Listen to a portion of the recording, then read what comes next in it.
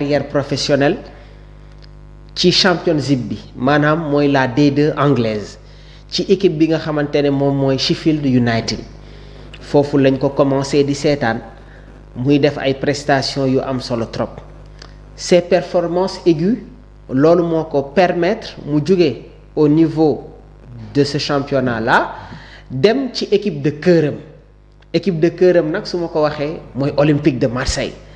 Mais man en toute sincérité j'étais pas d'accord sur ce transfert là parce que Marseille jamono jooju noonu dañu nekkoon ci benn période compliquée entre recrutement transfert gestion administrative mais je pense que ki nga xamante ne moom mooy Benassia l'ancien défenseur de l'AS Rome passé par la Juventus de Turin nekkoon un international marocain jotoon na insister waxtaan ak Longoria président Olympique de Marseille pour ñu dem jëndi ki nga xamante ne moom mooy Iliman Ndiaye bi offre bi teguwee ci table bi Iliman n'a pas refusé parce que tamit je pense que certains vont dire que Mamour écoutez jóge Sheffield United dem Olympique de Marseille c'est une bonne trajectoire mais nee naa la jamono jooju noonu l'équipe phocéenne était marquée par des tensions internes bi mu demee foofu mu fekk fa un international sénégalais ki nga xamante ne moom mooy Ismaïla Sarr en provenance de Watford ñu bëri amoon yaakaar ne que boobule association dina permettre aux Marseillais de redorer le blason au niveau de la Ligue 1 mais ça n'a pas marché Iliman Ndiaye au début il avait les sensations waaye nag bi mu demee ba ci biir sentir nañu que dafa am loo xamante ne daf ko doon manqué muy la capacité d'adaptation bi loolu amee nag passage boobu noonu man je me disais toujours que Iliman sera toujours un joueur talentueux loolu moo tax équipe bi di Everton approché ko Olympique de Marseille n'a pas hésité parce que xamoon na ne que kat joueur bi fii mi ngi doon subir benn pression il voulait trop faire de bonnes prestations loolu moo tax nag bi Everton tegee li nga xamante ne moom mooy proposition Iliman Ndiaye a bien réfléchi parce que nag le championnat anglais nekk na championnat bi nga xamante ne miin na ko donc loolu moo tax mu jóge Marseille dem fa li nga xamante ne moom mooy Everton bi mu demee Everton nag dafa fekk un dispositif qui était déjà en place fekk fa un joueur comme Idrissa Gana Gueye qui a eu à parler à échanger avec lui Iliman Ndiaye bi mu ñëwee Everton gis nañ ko mu football ci ay registres yu bëri parce que je me rappelle avec Sheffield United à l'époque ñoom dañu doon football avec un schéma 3-5-2 hybride Iliman Ndiaye se retrouvait comme second attaquant wala derrière su fekkee c'est un schéma 3-4-3 par moment Sheffield se retrouvait avec deux milieux offensifs donc Iliman Ndiaye était proche de l'avant-centre les appuis voilà bi mu ñëwee nag Olympique de Marseille mu commencé di football comme excentré droite excentré gauche milieu offensif waaye laataa mu fay jóge il a été entraîné par Jean-Louis Gasset waaw moom moo ko yoroon mais ñu gis Iliman boo xamante ne mi ngi ko doon utiliser loo sur le côté droite mu nekkoon registre bi nga xamante ne tàmmuñu woon di ko gis muy football léegi nag bi mu ñëwee fi nga xamante ne moom mooy Everton au début il se retrouvait comme excentré gauche parce que à l'époque il y avait Jack Harrison bi nga xamante ne actuellement il joue au niveau du championnat italien passé par cette équipe de Leeds United donc Leeds la jóge ñëw Everton jóge Everton delluwaat Leeds après si la demee au niveau du championnat italien waaye tamit il y avait McNeil moom it ba tey mi ngi ci boobu la équipe waaye nag cette année-ci wala année dernière sax laay wax dafa am une particularité parce que Everton dañu dem jëndi un joueur bi nga xamante ne Manchester City moom moo ko moom ba tey muy Jack Grealish léegi nag ma doon xaara ni la disposition tactique de David Moyes qui est un très grand technicien il a eu à entraîner Manchester United après le départ de Sir Alex Ferguson moom itamit mu nekk un international écossais dans la structuration Everton dafay jouer avec un schéma 4-2-3-1 dans les buts Pickford au niveau de leur charnière centrale ñu am des joueurs comme Michael Keane Tarkowski Jack O'Brien bi nga xamante ne ñi ngi ko xamee avec l'Olympique Lyonnais en tant que défenseur central bi mu ñëwee Everton dañ ko reconvertir comme défenseur droite l'international ukrainien ki nga xamante ne mooy Milenko se retrouve comme latéral gauche et au niveau de leur milieu de terrain foofu la intéressant on associe Idrissa Gana Gueye ak ki nga xamante ne moom mooy James Garner nekkoon ancien milieu de terrain formé par Manchester United foofu la jógee avant muy ñëw Everton léegi nag ci kanam Iliman Ndiaye se retrouve comme excentré droite Everton dem jëndi l'ancien milieu de terrain de Leicester City Chelsea moo ko abal équipe bi di Everton muy Debris Hall moom mooy joué comme numéro 10 et Jack Grealish se retrouve comme excentré gauche en attaque nag soit c'est Thierno Barry ou Beto mais Iliman Ndiaye a su s'adapter au climat des Toffees loolu moo ko permettre jamono ji muy exceller encore une fois dans le jeu intérieur di def de belles prestations et c'est ces prestations là moom moo ko permettre encore une fois mu am les sensations avec l'équipe nationale du Sénégal. En termes de dispositif et d'aspect tactique purement tactique. Normalement bu Grealish nekkee ci beneen aile bi. Iliman nekk ci beneen aile bi. équipe bi day am vitesse. mais le coach dafa obligé teg benn dispositif ci milieu de terrain bi bu leen di épargner ñoom aspect box to box physique bi. pour équipe bi di mën a am en termes de finalité mais David Moyes d'abord qu'est-ce qu'il a su mettre en place parce que Iliman il n'a que 25 ans et puis. lu mu dund Marseille on l'a vu. oui c'est-à-dire aspect mental aussi je vous. Everton non xam nga aspect mental bi damay dellu si ginnaaw tuuti. wala damay des sax ak Everton laataa may ñëw. lan moo ko gën a booster. en équipe nationale du Sénégal Iliman dafa nekk joueur boo xamante ne dans l'aspect communicationnel dafa am nooy waxee ak moom ñun ñëpp xam nañ ne que Iliman maanaam freestyler la il aime faire des freestyles c'est un joueur qui est très à l'aise parce qu'il a une palette technique qui dépasse la moyenne léegi nag nee naa la dans la structuration de David Moyes Everton dafay jouer avec un schéma 4-2-3-1 il se retrouve avec deux pivots ki nga xamante ne mooy Idrissa Gana Gueye ak James Garner léegi nag par moment dafay am benn transformation de système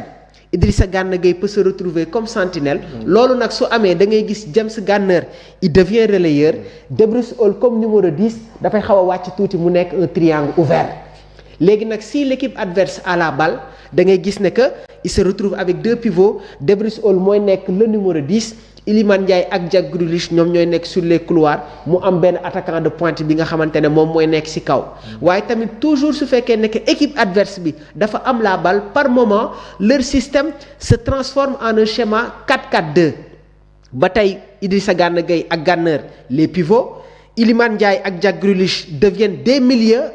latéraux léegi nag Debris Hall dafay jege tuuti seen attaquant de pointe bi pour bloquer les premières relances yi nga xamante ne dafay concerner l'approche constructive de l'équipe adverse léegi nag en équipe nationale du Sénégal gis nañu il y a pas longtemps la sortie de El Hadj Ousseynou Diouf bi nga xamante ne jotoon na ko def avec le doyen l'international Mbaye Sène nee na Pape Thiaw bi mu ñëwee ci équipe bi dafa am ay joueurs yoo xamante ne dafa waxtaan ak ñoom Iliman Ndiaye bokk na ci il a parlé avec tous les joueurs mais discours bi nga xamante ne tenir na ko ak Iliman mooy fais-toi plaisir prends tes responsabilités bul am limite mais discours boobu noonu lay mis à l'aise moom moo permettre tey ji Iliman quoi qu'on puisse dire mu nekk un élément très important dans le dispositif de Pape Bouna Thiaw et ça va être dans la continuité léegi nag Manchester United ils sont là ak Inter de Milan mais man su ma doon Iliman Ndiaye pour le moment damay des Everton. Pourquoi? Déjà dina yeggali saison bi avec Everton. Inter de Milan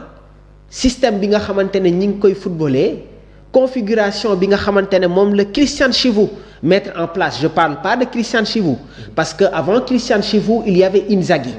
et ñun ñëpp xam nañ ne que l'Inter de Milan joue avec un schéma 3-5-2 et si kanam quand ils ont Marcus Thuram ak Lautaro Martinez ñoom ñooy nekk les premières fixations maanaam ñaari attaquants yi nga xamante ne ñoom ñooy nekk ci kanam te man tàmmuma di gis Iliman boo xamante ne dafay jouer comme relayeur attention je suis pas d'accord avec le choix de l'Inter de Milan concernant Manchester United je pense que nekk na club boo xamante ne Iliman su fa demee dina nekk dans une marge progressive parce que tamit nag dans la structuration ni Manchester di footballer nuroo na tuuti ak ni Everton di footballer parce que Manchester depuis l'arrivée de Michael Carrick dañuy jouer avec un schéma 4-2-3-1 Casemiro Maino pivot Bruno Fernandes mooy joué comme numéro 10 Amad Diallo Matheus Cunha ak Brahim Mbeumo et ñun ñëpp xam nañ ne que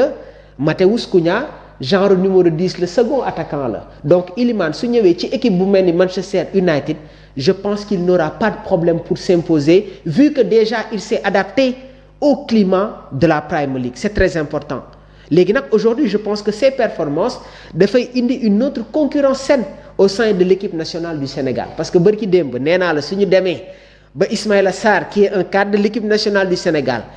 il devient plus un titulaire indiscutable mais c'est quelque chose de très sérieux et une équation boo xamante ne booy bi daf ko teg jamono ji ci kaw Pape Bouna Thiaw ji bi. Est-ce que Manchester United c'est pas risqué pour lui? Parce que moi en fait oui. On connaît bien Manchester United, ils sont habitués à réduire jeu ou joueur bi am et la pression au théâtre des rêves est-ce que il demande. xam nga joueur da ngay toll fenn foo xamante ne ci benn ascendance foo dem da ngay football te nee naa la Manchester United gis nañ ne que actuellement dañu nekk ci ay série de victoires mais si seeni ay dispositifs tu vois que Matheus Cunha moom la ñuy football comme excentré gauche alors que Matheus Cunha numéro 10 la léegi il faut préparer les départs de Casemiro day dem fin de saison ki nga xamante ne moom mooy Bruno Fernandes man jàpp naa ne que les clubs saoudiens suñu ñëwaatee à la charge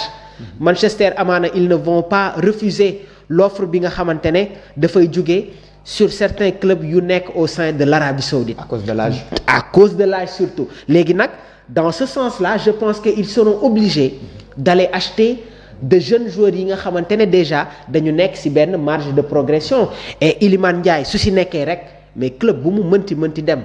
day football on parle de Manchester même Chelsea et même Pep Guardiola était tombé sous le charme de Iliman Ndiaye match bi nga xamante ne il l'avait fait au sein de l'Etihad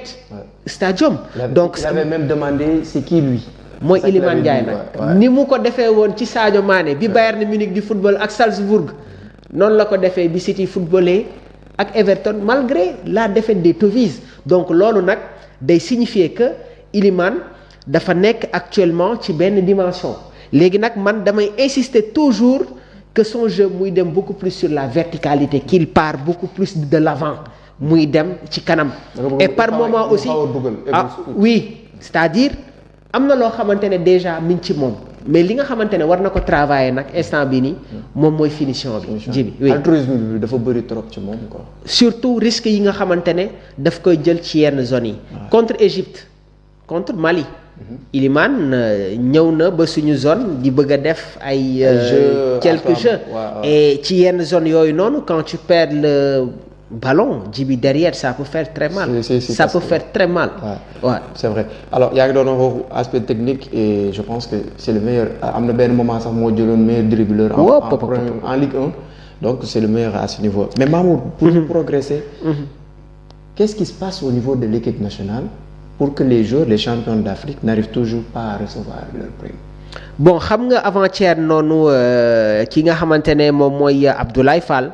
le président de la fédération sénégalaise de football jotoon na def li nga xamante ne moom mooy sorti léegi nag il a évoqué beaucoup de détails concernant tey jii nii prime yi nga xamante ne joueurs yi jotatuñ ko